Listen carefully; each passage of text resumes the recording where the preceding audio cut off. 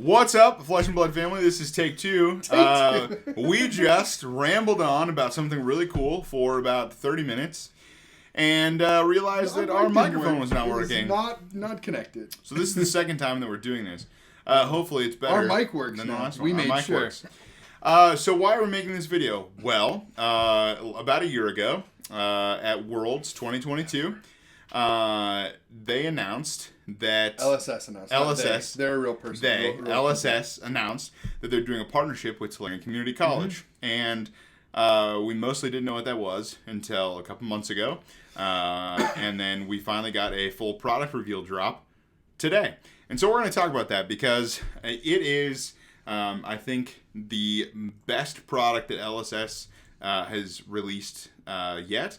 That sort of really speaks to the heart of what we enjoy and what we care about with this channel, in terms of accessibility for new players and what it takes to get people into Flesh and Blood. So I think this is something that Preston and I have been talking about for a while, as far as like what types of products should LSS be looking to in order to like move towards brand new players and like the people that are on the fence about it, right? And I think this is the type of thing that makes it really easy to say, yes, I want to get more invested into this ecosystem. So let's jump in and only record this one more time. All right. Yeah, so the article was posted on the FabTCG website earlier today. You can check it out. There's a video at the top, embedded at the top of the article, from the professor himself. It's also on his YouTube channel. But he just sort of talks about, if you're familiar with Tulane Community College, you know that he'll do a lot of videos where he talks about a product and he'll sort of give you a deep dive on the product. And he's actually, according to this article, going to do one later where he talks about, is it worth it to buy this product? Where he'll probably break down the financial value, give it a grade, the typical professor stuff that he does. So definitely watch that. All those key dates are at the bottom of this article. You'll see in a little bit. But it's important to note that this is a new product. It is called Round the Table. It is a partnership between Legend Story Studios and the professor. It is, at its core, a sort of sit down and play, ready to go, 4-person ultimate pit fight. Yeah, it's sort of the limited version of UPF, because these are here. You can upgrade the decks for sure, but like you can just open this and play a game, and it's built for UPF, which this is really the first thing we've started to see that is designed specifically for UPF. Yeah, and there's a lot of stuff in here that's flavorful, and you'll see what we're talking about here shortly. But it's a big box. The way the professor described it is that it's designed so that once you take the decks out and once you take the playmat out, because spoiler, this does come with a playmat and 4 pre-constructed Blitz decks. There's a little cardboard insert you just rip out, and it's now heavy duty 1,000 card. Sort of like it almost looks box. like the ones that you get with like Pokemon cards, or if you get the like gift box but bigger. Like it looks like that thickness. But so it's really thick, but it's like a tab open, like some of the BCW plain white supplies. And we've got some. They've got some pictures at the bottom we can look at. Yeah. It doesn't show it opening, but if you check out the video, he goes through and breaks. He shows a lot of cool things. It's great. He actually even shows, fun fact, new art for a Quicken token that is not anywhere in this article. Yeah. It's like in the corner, and it's kind of hidden in there. But anyway, so 4 heroes, 4 pre-constructed decks. Let's talk about them. The first one is Professor Teklevossen. He has an ability that says Evos cost 1 less to play for each opposing hero, and then you may play Evos from your banish zone. You're like, wow, that sounds familiar. Well, it is. The bottom ability almost identical. Is the same as the Teklevossen from Bright Light. The only difference here is that the Professor Teklevossen has been tweaked for Ultimate Pit Fight. Yeah. His ability says Evos cost 1 less to play for each opposing hero. So very, very flavorful for Ultimate Pit Fight. Now, what we'll also see as we go through this, the cards that they've revealed and what it appears they've done is made the design for each of these decks incredibly flavorful. Specifically with some of the equipment. Yep. The equipment is all really cool that we've seen so far. As we'll see later for the Bard hero, even the cards that are in the deck. The design overall is just absolutely an 11 out of 10. It's nuts. So just really quickly looking at the Evos for the Professor, they are all 2-block equipments, Evo equipment. If you remember from some of the initial Bright Lights information that came out a few weeks ago, they are equipment that goes in the deck that upgrades equipments that you equip at the beginning of the game. There's some information available on the LSS site. If you want some more clarification on that, we won't dive too much into that. But each of them cost 3. Each of them are a blue pitch, and each of them have the battle worn ability. Yeah. Now, each one of them does something based on the number of opposing heroes. And it all has to do with the Professor's weapon, which is not in this article. It does, when he's looking at his deck, you can see it. Yep. I just haven't had a chance to zoom in and figure out exactly what it is. Yeah, if I remember correctly, really cool it is so it's called the Teklo Blaster, and I believe it's a 3 resource for 2 attack, if I remember correctly. But watch the video.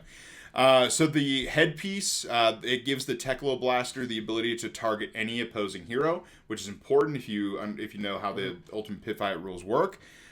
For the chest piece, it makes the Teklo Blaster cost 1 less to activate for each opposing hero. So if all 3 of your opponents in a game of Ultimate Pit Fight are alive, that means that your Teklo Blaster is free. The arm piece gives it +1 for each opposing hero, so potentially your Teklo Blaster could be a 0-cost 5-attack gun. Which is really good, really nice. And then the leg piece gives it go again. Yeah. Which is exactly what Mechanologist needs, is more go again. Yeah, right? But again, it's all super, super flavorful, and I think that those Evos are going to be really fun to play with the Professor. And then there's this monstrosity of a card. Both of these 2 cards, I think, are just absurd. They're such a... I don't know. I think they're great. I love them. Yeah, I'm excited to play them. So let's take a look at this automaton, right? Yeah. So it's a 3-cost, 3-block, 6-attack. But it says this. This attacks up to X target opposing heroes, where X is the number of Evos you have equipped. I don't think there's anything in Flesh and Blood right now. Again, there's not a lot of UPF support right now as far as printed cards. But this attacks every opponent at the same time. That's crazy, right? Yeah. I'm really excited to play this card. I want to see this actually happen in a game. All the weird interactions. I felt pretty good passing my level 1 judge test a few weeks ago. This card makes me feel like there's going to be a judge test just for this card. UPF. Yeah. Yeah, like a UPF judge test that you can't even play UPF or play this card until you pass that test. Because I imagine there's going to be some really crazy things happening. But the card is weird. I love it. And then we've got Mechanical Strength. It on its own is 3-cost, 5-attack, and blocks for 3. But you get plus X attack, where X is the number of Evos you have equipped. So if you have all 4 Evos equipped, then it's potentially a 3 for 9, which is pretty cool. Crazy, yeah. So yeah, really flavorful stuff, really cool stuff. I'm excited. If that's what they've spoiled, then I'm stoked to see. Can't wait to see what's actually in the deck. This has got to be one of these Blitz decks have got to be the highest power level Blitz decks they've built from a pre-constructed standpoint. Yeah, I'm so stoked. These are great so far. And then we've got the second hero. We've got Melody the Bard. Her ability says whenever you play a song, which is an actual card type, we'll see here in a moment, you create a copper token equal to the number of other heroes in the game. So many copper tokens. And I'm just really excited to see how that plays out. Even if you only play a couple of them in a game, you're getting potentially 6, depending on when you play those, right? And so having the ability, having something that plays off of those, right? If we look at Kasai and the way that her specialization worked, if there's something that has that level of power in here, that plays into the whole Bard thing, I think is going to be... Yeah, great. I don't claim to be a Flesh and Blood, investment expert, but if you don't have a cold foil copper token, I suggest you buy them now. So let's take a look at Melody's weapon, Jinglewood Smash Hit. I love the way that they name things. It's just so cool. So you can, there's 2 different things you can do with the weapon. You can pay 3 to target an opposing hero, and they choose a Might, Quicken, or Vigor token, and you create a copper token. Now, as of right now, we know what the Quicken does. We know what the Might does, because that's actually in the Professor's video. It is a new token that says at the start of your turn, destroy this. Then your next attack this turn gains +1. It is an aura. Nice. If you've seen the Courage token that came out of Dusk Till Dawn, Courage triggers when you attack, and that might attack gets... Yeah, and then might just triggers the beginning of your turn. So it's very similar to like a seismic surge. Yeah. So just an important distinction. But you can also, with Jinglewood, you can attack a 0 cost, but when Jinglewood hits, you destroy it because you've smashed your fiddle. Yeah. Now, there's a couple songs in this article. They're all 0 cost, blue pitch, barred actions. Yeah, they do block for 3. That are all called songs. Now, depending on the song, I mean, all the art's fantastic. I didn't even notice the giant in the background. In the background, the angry giant dude. The song of Jackie and the Quick. little meep down here. Yeah. It's just like... Everfest is some of my favorite art that they've released so far, and this is just like jumping right back into that. So I'm loving this. So I didn't even notice. Is that Fandel in the song of Sweet Nectar? Because that looks like a tunic. Yeah. It's got to be, or it's definitely like making you think that, right? That's awesome. I'm loving the art. I've like read this article a bunch today and we're still since it came, and I'm still like finding cool things. Yeah. But just as an example, each of the songs does a different thing. So we've got the Jack Be Quick, making a Quicken token. It is important to note it's under each other hero's control. So not your own. Everyone else gets it. So potentially this is going to be like the first real group hug deck. I know there's been some Yoji builds that are kind of group huggy. But not degenerate like Yoji. Yeah, this is going to be, I think, like... It's like the Oprah Winfrey. You get a Quicken, you get a Quicken, you get a Life, you get a Health, all of that. I think it's going to be... Yeah, which I think that everything that's been made for Bard so far has sort of made it feel like that if we got more Bard stuff, that would be the case. Yeah. So the other one gave a Life. The Rosen Matador creates a Vigor, which we still don't know. Yeah. The Shiny Knight gives a Might token, and the Wandering Mind makes every other hero draw a card. And then the Song of Yesteryears is like a remembrance. You get an attack action card. And then they revealed 3 other cards for Melody that are pretty interesting. Interlude is a Bard instant that allows you to prevent damage for an opposing hero. So you're actually preventing damage for someone else and not yourself. But then if you do, you get to create a copper token. So more copper generation. I'm going to skip Final Act and I'm going to go to Encore. Encore blocks for 2, costs 1, yellow pitch, but kind of a remembrance. You get to get a Bard action. Now, this is really interesting. This is the card I think is the most interesting that's been revealed for Melody so far. Final Act is a Bard attack action. I think it's the only attack action that was revealed for her. It blocks for 3, costs 1, and attacks for 1. But it says when this attacks, it gets plus X attack where X is twice the number of all cards in all pitch zones. That is super specific. It looks for something very interesting. Obviously, there are cards. There's a lot of Guardian stuff that looks for stuff in a pitch zone. Well, I guess Rouse the Ancients is a generic, but you get what I mean.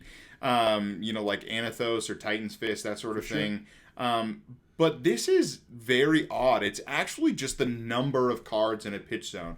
It's not looking in all pitch zones. So it's not looking for attack values. It's not looking for pitch values. It's literally just the number of cards, twice the number of cards. So I think it's super interesting. With the coppers, this can scale kind of to a bonkers level. Yeah, if you can figure out the magic number of just like pitching blues. Yeah, I think to get coppers. Even if you only got 2 cards, right? That's 4. And so this is a 1 for 5, which is pretty decent return, right? This very much feels to me sort of like the combo that you're going for here feels to me like the Brainstorm Kano deck that kind of floats around that janky don't really play the game until all of a sudden you've got 1,000 items and then you trash them all and draw a bunch of cards and do crazy stuff. And like I feel like that's what this is going to be, is some sort of degenerate, janky, crazy Bard thing where you're giving everybody all these Quicken tokens and everything. Everybody gets cool stuff, and then at the end of it, you throw this guy down, and it's like, and by the way, I just did 47 damage or something stupid and ridiculous and unnecessary. Yeah, I think what's so interesting about this card is that, realistically, especially in just a pre-constructed Blitz deck, even if these are the most powerful that they've printed so far, let's say that is true. I think that this will just be a good, consistent card. But I think that this card is going to have a crazy high ceiling. And so there are going to be, there could be a Twitter thread of something or something like that where people are literally just reporting, like, what's the highest you get it? Like, I want to see crazy numbers. Like, what is the absolute highest you've seen this card do? So I think that overall it's going to be fine. I think it's going to be consistent. I think it's going to do just fine things, but I think that somebody's also going to do crazy a 1 for high 40 ceiling or something crazy. Yeah, I'm really excited for that card. So then the third deck we've got Brevant, the Civic Protector. Is a new Guardian. It is interesting how I think that the design of this card and what you'll see as we look through some of the artwork, like he appears in his own artwork a lot, and you get to see some close-up of his armor and stuff. Yeah. And I just think that's really cool because I think it's a really cool-looking Guardian hero. He looks very warrior-esque. Someone, I think I saw on Twitter, someone was like, is this the opportunity? We'll someday get the Light Guardian or something? I don't know. I think there was a lot of stuff from even Dusk Till Dawn where it's like, I would love to see a Light Guardian or a Light Warrior that's not Bolden, like a Light Dory. But anyway, Civic Protector, what does he do? You may have any number of Chivalry in your deck. Chivalry is like a more useful crack bauble that does things for other people.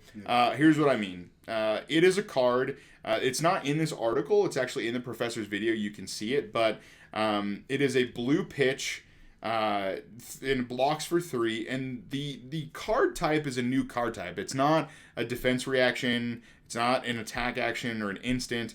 The card type actually says Guardian Block.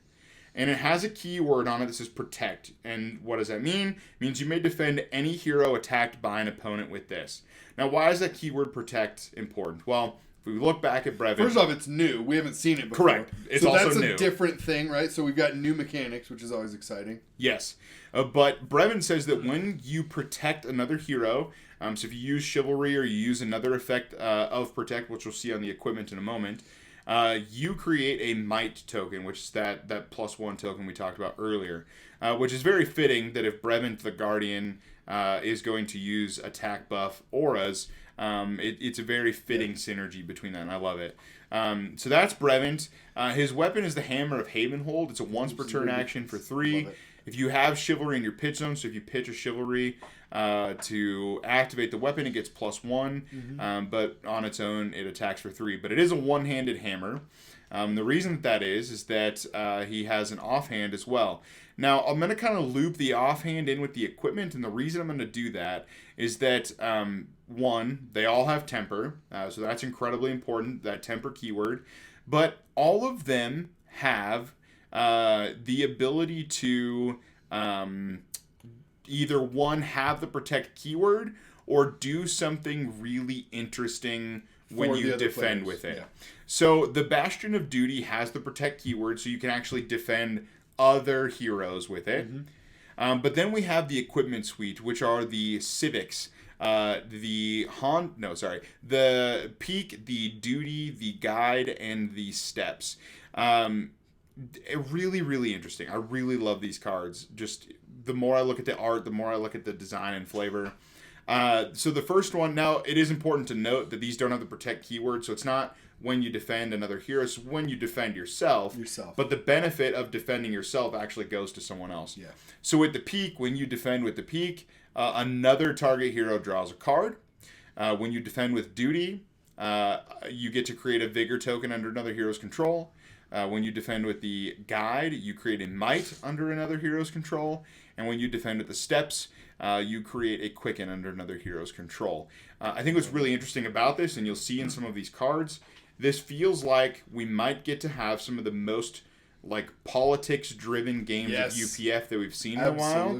And I really like that because if the game design of Flesh and Blood, thanks to Garganian Tome, we've all sort of come to the conclusion, because of that incredible video, which you should watch if you haven't, that Flesh and Blood, if the design is a fighting game, then playing Flesh and Blood is a dance. It requires communication and to be in step with your opponent the whole time. And I feel like these cards are making it so the UPF is going to feel like the most dancing. I don't know. You get what I'm trying to say, right? I think that this is going to feel. This just for sure is bringing a whole new level into this because we're just starting to see some of these politic type cards like Warmonger's diplomacy. Not I think, recital. Diplomacy. Yeah, I almost said the exact same thing, and that's why I stumbled because I was like, wait, no, that's not it. Warmonger's diplomacy, being able to like force them to make choices in that area, being able to do this and say like, hey, I'm gonna block here, and if you'll attack Billy Bob, I'll give you a go again, or a quicken token, right? And the fact that because these have temper, you're going to block for 3, you're going to get to have this effect twice before they get trashed. So that gives you quite a range of, one, being able to block. You can totally fridge in this and last a good chunk of time. And then also, you've got quite a bit of manipulation that you can have in the game where you're throwing out these different tokens. And then with the hero ability, being able to protect them and create might tokens as well. Yeah. And being able to hold on to those might tokens through the game and build up something really kind of crazy. So, and something that's super interesting too. I mean, with the Bastion, with the offhand, you don't have to defend another person, just as you may. So to have just out of the box 5 pieces of equipment that all have temper is ridiculous. Yeah. I'm super excited. Now, when I first read all these cards, I was like, okay, great. But what's his win condition? Well, let's take a look at Late on the Law. I think this is sort of an indicator of what his win condition is going to be. So, on its own, it's a 3 for 7, but it has a tower ability, which I don't think the tower keyword has been on any other Guardian card before. This is if this has 13 or more attacks, so you do have to buff this one way or another. Non-equipment cards get -1 while defending this, which is crazy. Yeah. If you think, even if, let's say, no defense reactions, just a regular hand of 4 cards, if all of them are blocking for 3, now suddenly they're all blocking for 2. And you're getting 2/3 of the value of the cards on the block, which is already bad value in the game anyway. So like it's just And this only costs 3. So I'm really excited if this is sort of setting the tone for how this Guardian is going to finish games. I'm really excited to see what else is in this deck. So that is the Guardian. Now, before we go to the last deck, this is where like LSS deserves tons of props for what this product is. But I really want to point out with this last deck, they could have just printed and given us more of the Ira welcome decks.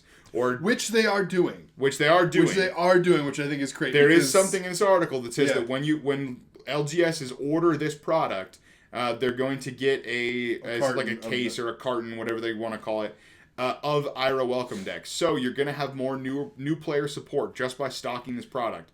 Stock this product, LGSs. Please stock this product. But they did something really special with Ira, and it's not just the welcome deck. It's actually a bunch of other stuff. So let's take a look at Ira. Nothing's changed. It's still Ira the Ninja. The art's the same. Yeah. That's still the same. Got a couple new equipment, a couple new cards that are really, really interesting. So Mask of the Three Tails, it's an instant. You get to destroy it, and you get to draw a card. And it looks dope. It does look really cool. I hope that somehow, some way, there's a cold foil of this, because that mask being white and silver in cold foil, this card would be insane. Great. I really like to collect cold foil, like commons and rares, because they look dope. Anyway, so you can only activate it if you've hit 3 or more times this combat chain. Now, what do we talk about on this channel? What do we, our $35 deck decks, all those videos that we like, what are we passionate about, right? The idea is that we love to see cards where they get you almost all of the way. Yeah.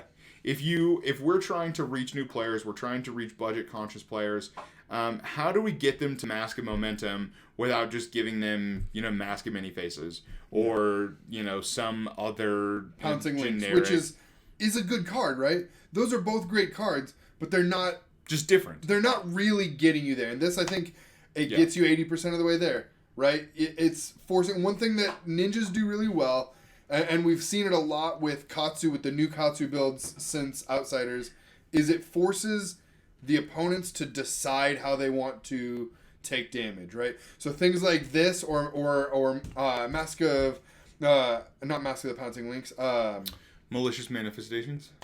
It forces them to decide how they're going to block, decide if they're going to block, decide when they're going to block, and you get all the cool little like Kadachi pokes and all those stupid things that every opponent has to decide. What am I going to do with every card that you play? And am I going to let you like paper cut me to death or whatever? And so this is just another way to like you don't even have to use this. Just having it forces your opponent to make decisions. Yeah. And they're going to make suboptimal ones. It's just like that. Yeah. You're very much like breaking scales or the shuriken. Yeah.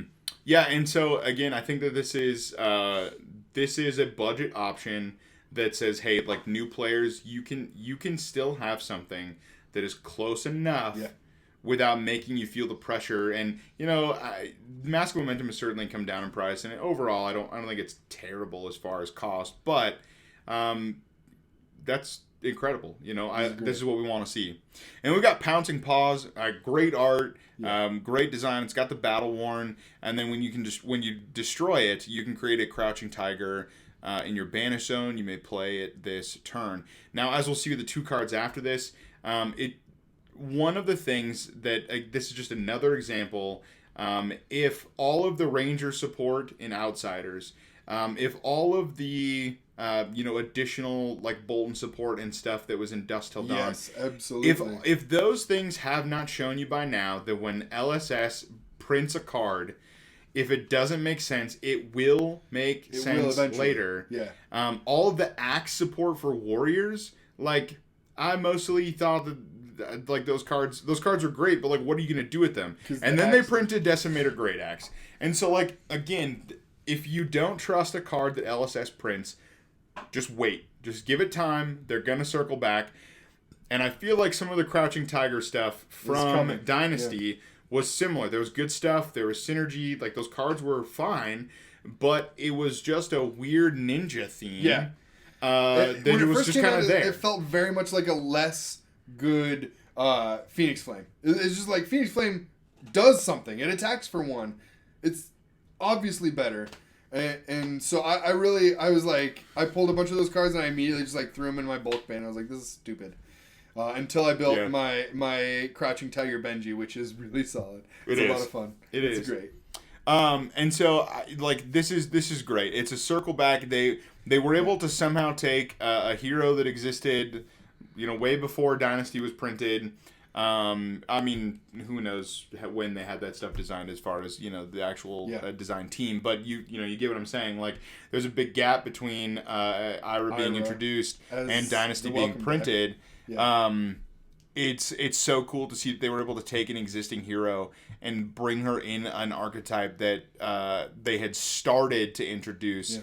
And are now sort of rounding that out. So, and then with cards like Mauling Chi, giving that mechanic that already existed a very specific UPF theme, like building it into this deck into a way that like when this hits, deal 1 damage to each opposing. I mean, if Crouching Tiger was the last, so it gives us that combo that Ninja likes, and then 1 damage to each opposing here. So all the splash damage is really great. Yeah.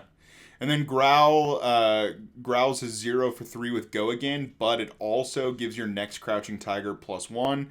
So obviously it's easy to see you could do something really, really a simple combo of like Growl, Crouching Tiger, Mauling Chi. I'm sure there's, it's a ninja deck, so there's probably a couple different combo lines. Even in a pre-constructed Blitz, I'm sure there's some really cool combo lines. But one of the things that's really interesting, when I first saw this, I saw Bittering Thorns, and I was like, well, that's a card that exists. Why are they putting a reprint in this article? But then I realized that Bittering Thorns is only printed in the yellow pitch in Crucible of War. So this actually is a new card. This is. I still don't know if we're going to get a blue pitch of Bittering Thorns, but at least this is showing us that we're going to get a red one. So it's cool, even...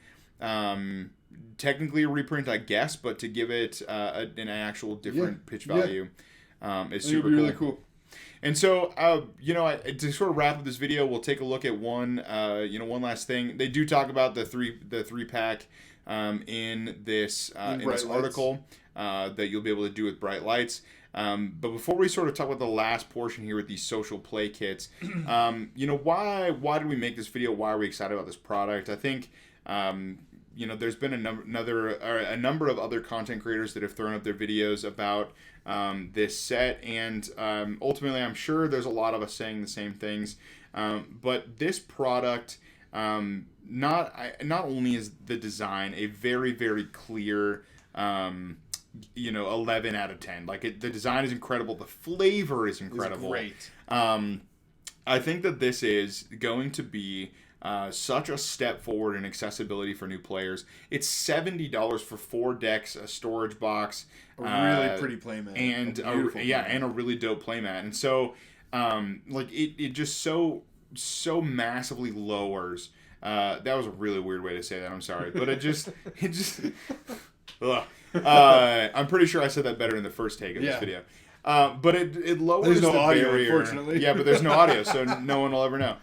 But it lowers the barrier to entry, and especially for existing Flesh and Blood players, this is a no-brainer to go ahead and to drop the $70 to buy this box.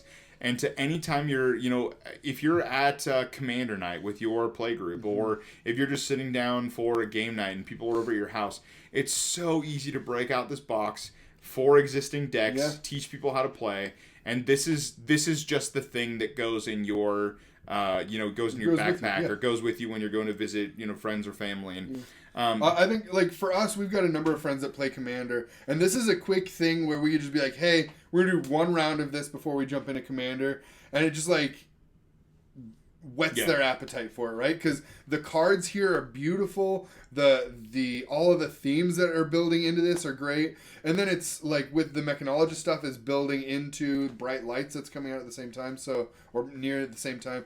I think for us, I plan on getting one. Preston's gonna get one. We'll probably force as many people as we can to play play these, because it's great.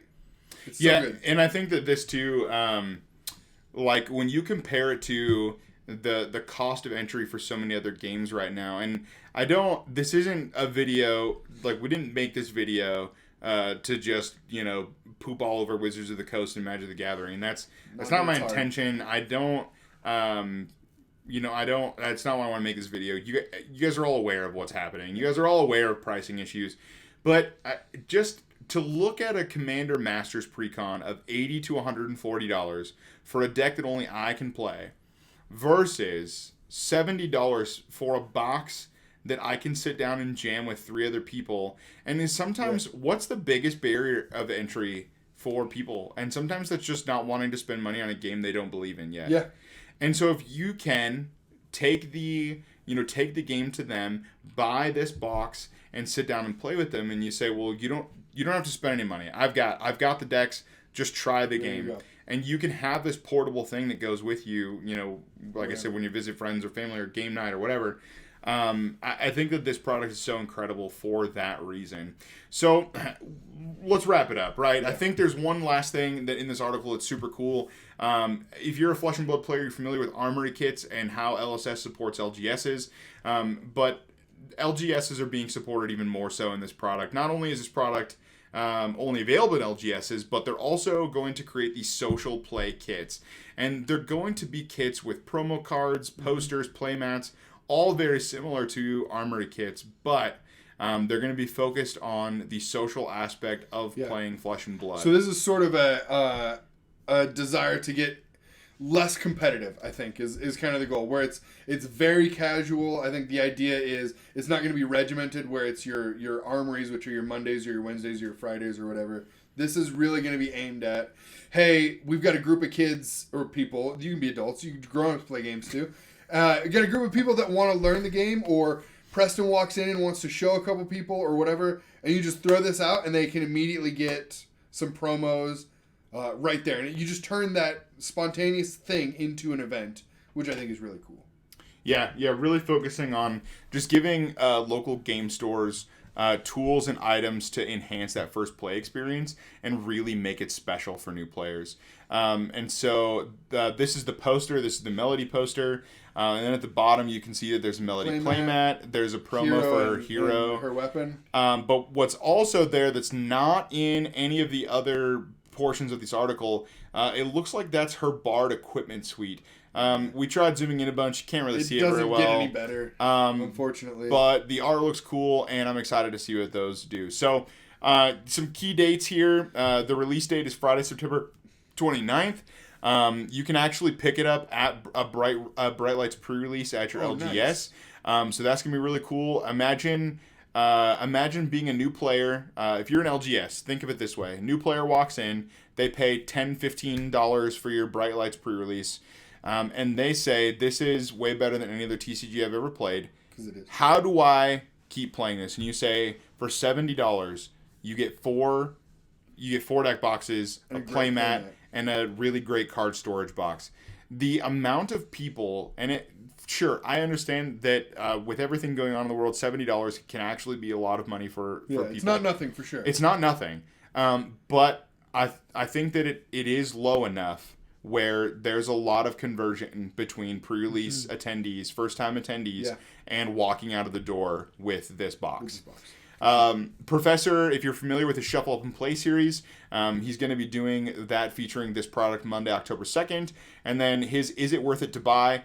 Even if every single Magic product he does this on, even if I have no intention of buying it, I still watch the video because he does such an incredible job. And I think that this is going to be really cool to see with this new product. And that's Wednesday, October 4th. So with all that said, the playmat. No, go up. I just saw this for the first time.